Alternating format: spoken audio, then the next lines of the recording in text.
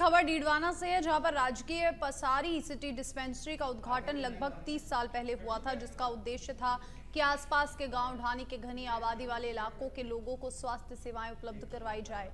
लेकिन हालात ये है कि पिछले 1 साल से इस अस्पताल में डॉक्टर तक नहीं है। इसके अलावा नर्सिंग स्टाफ, लैब टेक्नीशियन और फार्मिस्ट के पद भी खाली पड़े हैं। हालांकि इस अस्पताल में स्टाफ के नाम पर मात्र 1 नर्सिंग कर्मचारी और संविदा पर लगे बाकी कर्मचारी नियुक्त हैं। ऐसे में इस अस्पताल में जो मरीज आते हैं उन्हें एकमात्र नर्सिंग कर्मचारी ही दवाइयां दे रहे हैं, लेकिन गंभीर बीमारियों के मरीजों को बड़े अस्पताल के लिए रेफर करना पड़ता है। सिटी डिस्पेंसरी को इसी उद्देश्य से बनाया गया था कि आमजन उसको आगे नहीं जाना पड़े, यहीं पे दिखाना पड़े। इसलिए 1 साल से यहाँ पे कोई पद नहीं है। हमें सरकार से मांग है कि मतलब वो यहाँ से जल्द पद भरे यहाँ पे। सिटी डिस्पेंसरी डीडवाना सबसे बड़ी सिटी डिस्पेंसरी है। इसमें डॉक्टर 1 साल से नहीं है और यहाँ पे छोटे से मरीज आता है वो बाहर बड़े हॉस्पिटल जाना पड़ता है और यहाँ मरीज आता है और खाली भी जाता है। तो ये मिलता है कि नहीं है डॉक्टर, नहीं है डॉक्टर नहीं। पहले हमने कार्य व्यवस्था की थी, डिस्पेंसरी में 15-15 दिन डॉक्टर लगाए थे। अब जब सीएम साहब वापस अवगत करा दिया गया है, वो डॉक्टर सुरेश से जो अपने वहाँ पे कार्यरत है मांगड़ चिकित्सालय में, वो आने के इच्छुक भी हैं। सीएम साहब से बोल दिया जल्दी आदेश कर दिए जाएंगे। देखिए, खैरतल के तजारा कस्बे में भारी बारिश के बीच एक मकान की रसोई की दीवार भरभरा कर गिर गई, जिससे रसोई में काम कर रही एक विवाहिता घायल हो गई। घायल को प्राथमिक उपचार के बाद अलवर रेफर कर दिया गया। घटना के बाद तजारा डीएसपी शिवराज सिंह मौके पर पहुंचे और घटना की जानकारी जुटाई। बताया जा रहा है कि मकान के आसपास भारी बारिश से पानी का जमावड़ा हो गया था, जिससे दीवारों के अंदर पानी चला गया। सूचना मिली थी तिजारा के अहिंसा सर्किल इलाके में, अहिंसा सर्किल के कोने पर साधु सिंह के घर के बगल वाले प्लॉट में रात भर से हो रही अतिवृष्टि के कारण पानी इकट्ठा हो गया था और जिसके परिणाम स्वरूप उनके घर की दीवार ढह गई, एक मकान और एक रसोई वो भी नीचे ढह गया। उसी के अंदर काम कर रही उनकी पुत्री जो थी वो चोटिल हुई है, उसके हाथ में फ्रैक्चर है, कमर में भी लगी है, जिसको बाद तिजारा में प्राथमिक उपचार करने के अलवर रेफर कर दिया गया। अभी वो अलवर उपचार। देखिए, भिवाड़ी स्थित आसपास के क्षेत्र में बारिश से पूरा जनजीवन अस्त व्यस्त हो चुका है। भिवाड़ी शहर पूरा जलमग्न हो चुका है। तो वहीं सबसे बुरे हालात भिवाड़ी बाईपास के हैं। यहां पर करीब 4 से 5 फीट पानी भर चुका है। सभी दुकानों, घर, मकान पानी में डूब चुके हैं, लेकिन प्रशासन की ओर से अभी तक कोई सहायता नहीं मिली है, जिसके चलते रोटरी क्लब भिवाड़ी ने लोगों को पानी से निकालने के लिए 4 ट्रैक्टर लगाए हुए हैं। चलिए अब आपको सीधा ले चलते हैं जयपुर से लाइव मोती डूंगरी मंदिर, जहां पर गणपति बप्पा की शोभा यात्रा निकाली जा रही है। आज नगर भ्रमण पर गणपति बप्पा निकलेंगे। मोती डूंगरी मंदिर से गणपति की शोभा यात्रा निकलेगी और शोभा यात्रा में उमड़ेंगे कई भक्त और आस्था का सैलाब देखा जाएगा। और देखिए, हमारे साथ लाइव जुड़ चुके हैं प्रमोद सीधा मौके से। प्रमोद, शोभा यात्रा फिलहाल कहाँ तक पहुंची है, किस तरीके की वहां पर स्थिति नजर आ रही है? शोभा यात्रा को लेकर फिलहाल क्या कुछ जानकारी, कितने लोग अभी तक पहुंच चुके हैं? गणपति बप्पा की शोभा यात्रा में कौन कौन से जो बड़ी हस्तियां हैं वो यहाँ पर आ चुकी है? फिलहाल मंदिर परिसर में क्या कुछ देखने को मिल रहा है?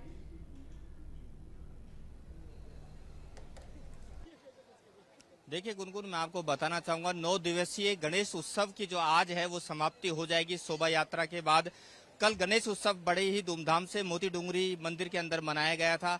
आज जो है वो उपराष्ट्रपति जो धनखड़ जी है वो यहाँ पर आएंगे और 5 बजे जो शोभा यात्रा है, जो मुख्य जो झांकी है उसमें गणेश जी जो विराजमान होंगे उनकी पूजा अर्चना की जाएगी। इसके साथ ही जो आरएसएस के जो उप संघ प्रचारक हैं रमेश अग्रवाल वो यहाँ पर शामिल होंगे। इसके अलावा मंदिर के जो महंत है कैलाश शर्मा जी वो यहाँ पर होंगे और उसके बाद झांकियों को यहाँ से रवाना किया जाएगा। 90 झांकियां यहाँ पर बनाई गई है। 30 ऐसी झांकियां हैं जो स्वचालित होंगी। ऐसे में आप तस्वीरों के माध्यम से देख सकते हैं कि कितनी तादाद में यहाँ श्रद्धालु आए हुए हैं। अभी 1 घंटे से भी कम समय बच गया है यहाँ पर शोभा यात्रा रवाना होने के लिए। और आप देख सकते हो मंदिर परिसर के अंदर जो श्रद्धालुओं की भीड़ है, इससे आसानी से अंदाजा लगाया जा सकता है कि कितना जन सैलाब यहाँ पर उमड़ रहा है। यहाँ पर जो श्रद्धालु है वो काफी धूमधाम से यहाँ पर आए हुए हैं, काफी दूर दराज से यहाँ पर आए हुए हैं और लगातार कई घंटों से यहाँ पर श्रद्धालु लगातार बने हुए हैं। जो शोभा यात्रा है वो मुख्य बाजारों से होते हुए निकलेगी, बड़ी चौपड़, छोटी चौपड़ होते हुए गढ़ गणेश जी मंदिर तक पहुंचेगी और ऐसे में जो रास्ते हैं वो थोड़े बहुत यहाँ पर दिक्कत चिंता का विषय हो सकते हैं, क्योंकि जो सड़क रास्ते हैं वो बरसात की वजह से थोड़े उबड़ खाबड़ हो गए थे, लेकिन स्थानीय प्रशासन के द्वारा उन्हें दुरुस्त नहीं किया गया। ऐसे में थोड़ा बहुत चिंता जरूर हो सकती है, लेकिन शोभा यात्रा जो मुख्य बाजारों से होते हुए निकलेगी, इसके लिए स्थानीय प्रशासन ने पुख्ते इंतजाम किए हुए हैं। पुलिस का जाब्ता चप्पे चप्पे पर है, सीसीटीवी कैमरे लगाए गए हैं, वर्दीधारी और जो सादा वर्दी में है यहाँ पुलिसकर्मी तैनात है। आप देख सकते हैं एसटीएफ के जो जवान वो यहाँ पर है। ऐसे में कहा जा सकता है कि सुरक्षा के लिहाज से पूरा जो शोभा यात्रा है वो यहाँ पर सुरक्षित है। शांति का यहाँ पर माहौल बनाया गया है। जिस तरह से आप श्रद्धालुओं के चेहरों पे खुशी देख सकते हैं, ऐसा लगता है जैसे बहुत ही जो यहाँ पर जो श्रद्धालु है काफी धूमधाम से गणेश बप्पा का जो कल इन्होंने जन्मदिन मनाया, काफी अच्छा मनाया। और आज जो शोभा यात्रा है लगातार यहाँ श्रद्धालु जुड़ रहे हैं हमारे साथ। 5 बजे यहाँ से शोभा यात्रा रवाना होगी 90 झांकियों के साथ। अगर झांकियों की बात करें तो छोटी झांकियां और बड़ी झांकियां इनके अंदर है। ज्यादातर जो झांकियां उनके अंदर एक जो संदेश है वो धर्म को लेकर दिया गया है। गणेश जी के जितने भी अवतार हुए हैं उनको लेकर झांकियों के अंदर दिखाया गया है। एकजुटता का जो संदेश है वो इन झांकियों के द्वारा देखने को मिलेगा। और जो धार्मिक प्रवृत्ति के लोग हैं उनका जो एक साथ यहाँ से उमड़ना है, ऐसा लग रहा है जैसे बहुत ही अच्छा नजारा यहाँ पर देखने को मिल सकता है। आप मंदिर की तरफ, मैं हरिशंकर त्यागी जो मेरे कैमरा पर्सन है उनसे कहूंगा कि वो आपको यहाँ की ताजा तस्वीर दिखाए कि किस तरह के यहाँ श्रद्धालु काफी इंतजार में है कि जब इस शोभा यात्रा को यहाँ से हरी झंडी दी जाएगी, आरती यहाँ से की जाएगी और यहाँ से जब श्रद्धालु शोभा यात्रा के साथ निकलेंगे। अगर हम बड़ी झांकियों की बात करें तो 4 चूहों के साथ रथ सवार होंगे गणेश जी। बैलगाड़ी पर गणेश जी द्वारा शिव पार्वती जी को नगर भ्रमण कराते हुए दिखाए जा सकते हैं। इसके अलावा केदार धाम पर कावड़ ले जाते हुए गणेश जी यहाँ झांकियों में नजर आएंगे। गणेश जी के साथ कार्तिकेय भी विशाल होंगे, विशाल नंदी सवार शिव जी के साथ हथेली पर गणेश जी, विशाल कछुआ पर विराजमान गणेश जी, रिद्धि सिद्धि के साथ गणेश जी। ये तमाम जो झांकियां हैं वो हमें एक समरूपता यहाँ पर देखने को मिलेगी। इसके अलावा जो आप रथ सामने देख रहे हैं ये मुख्य रथ होगा जो सभी झांकियों के पीछे चलेगा और यहाँ से लगातार जो श्रद्धालु है वो यहाँ से जुड़ रहे हैं। अगर रास्तों की बात करें तो जिस तरह से यहाँ रास्ते डाइवर्ट होंगे इसके बारे में मैं बताना चाहूंगा आपको। एमडी रोड, जोहरी बाजार, त्रिपोलिया बाजार, गणगौरी बाजार पार्किंग बंद रहेगी।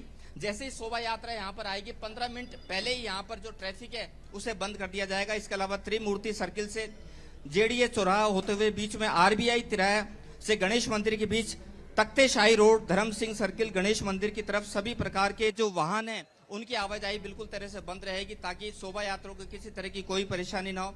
इसके अलावा अगर हम गोविंद मार्ग से त्रिमूर्ति सर्किल की तरफ जाने वाले वाहनों की गुरुद्वारा मोड़ से घाट गेट चौराहा की तरफ राजा पार्क चौराहे से डाइवर्ट किया गया है ताकि शोभा यात्रा को किसी तरह की कोई अड़चन ना हो। इसके अलावा गणगौरी गेट पहुंचने पर बड़ी चौपड़ की तरफ सांगानेरी गेट आने से पहले वाहनों को बड़ी ठीक है, चौपड़ से शुक्रिया आपका प्रमोद तमाम जानकारी के लिए।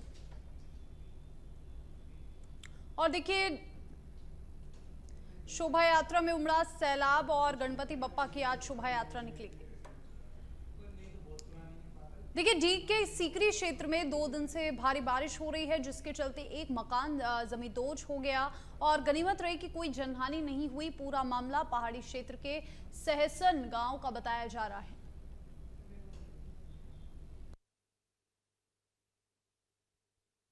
और राजगढ़ कस्बे के फतेहपुर बुर्ज में अलग अलग जगहों पर बारिश के चलते 2 कमरे गिर गए। गनीमत रही कि कोई जनहानि नहीं हुई। मकान मालिक पवन जैमन ने बताया कि लगातार बारिश के चलते फतेह बुजुर्ग स्थित उनके 2 अलग अलग मकानों में 2 कमरे गिर गए। तो वहीं बारिश के चलते टहला चौराहे में दोनों के नीचे बने अंडरग्राउंड में पानी भर गया।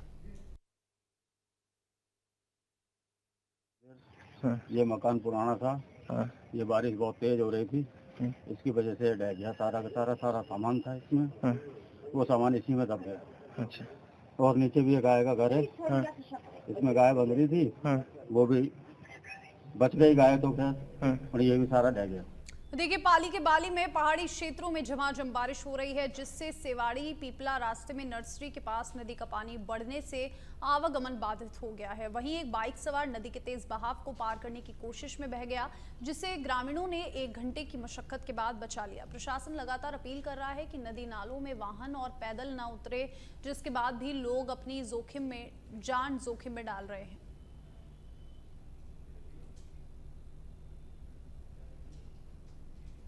और बीकानेर की नोखा से बड़ी खबर है। जंगली सियारों का आतंक, किसानों ने डर के कारण फसलों की देखभाल करना किया बंद। परिवार की सुरक्षा के लिए किसानों ने घरों के पास लगाए करंट के तार और हमले की अफवाह से ग्रामीणों में डर का माहौल बना हुआ है। लगातार जंगली जानवरों का आतंक यहां पर फैला हुआ है और ग्रामीणों में डर का माहौल।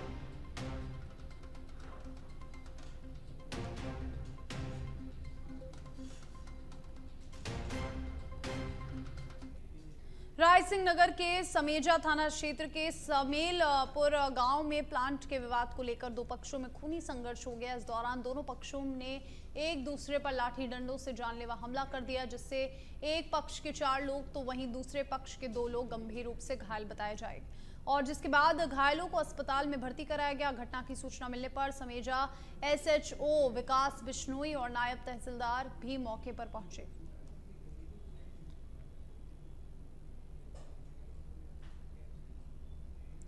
कोटा के नयापुरा इलाके में बाइक सवार को लोडिंग वाहन ने टक्कर मार दी। घटना के बाद सवार गंभीर घायल हो गया, जिसको MBS अस्पताल लाया गया, जहां इमरजेंसी वार्ड में उपचार चल रहा है। वहीं नयापुर पुलिस ने लोडिंग वाहन को जब्त किया और मामले की जांच में जुट गई। देखिए, चौकी उनियारा में अलीगढ़ पंचायत प्रशासन की घोर लापरवाही और अनदेखी सामने आई है। आपको बता दें कि बर्डा में अतिक्रमण से बने हुए नाले नालियां अवरुद्ध है। पानी जमा होने से एक मकान बारिश के पानी में ढह गया, जिस पर सरपंच और उपसरपंच सहित प्रशासन के उच्च अधिकारियों ने ध्यान नहीं दिया।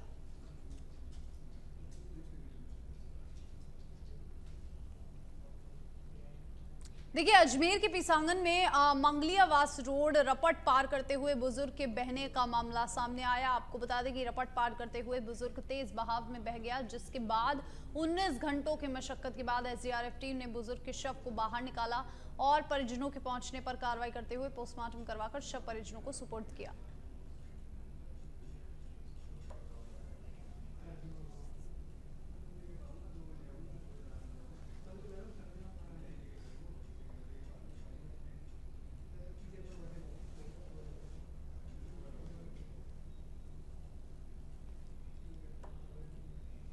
और बांसूर के ज्ञानपुरा गांव में 6 सितंबर को एक व्यक्ति का शव मिलने का मामला सामने आया, लेकिन 3 दिन बीतने के बाद भी शव की शिनाख्त नहीं हो पाई। पुलिस ने शव को बांसूर उप जिला अस्पताल मोर्चरी में रखवाया।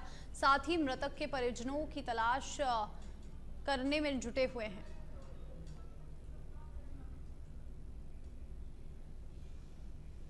और वहीं सीकराय नगर पालिका प्रशासन की अनदेखी के चलते गंदे पानी और कीचड़ के बीच से अंतिम यात्रा निकाली गई। नजारा देखकर हर किसी की आंखें नम नजर आई। यह पूरा घटनाक्रम सीकराय कस्बे में गनीपुर रोड पर देखने को मिला, जहां पर खंडेलवाल मोहल्ले में बुजुर्ग महिला की मौत हो जाने के बाद उसकी अंतिम यात्रा को कस्बे के मुख्य मार्ग से कीचड़ और गंदे पानी के बीच से निकाला गया।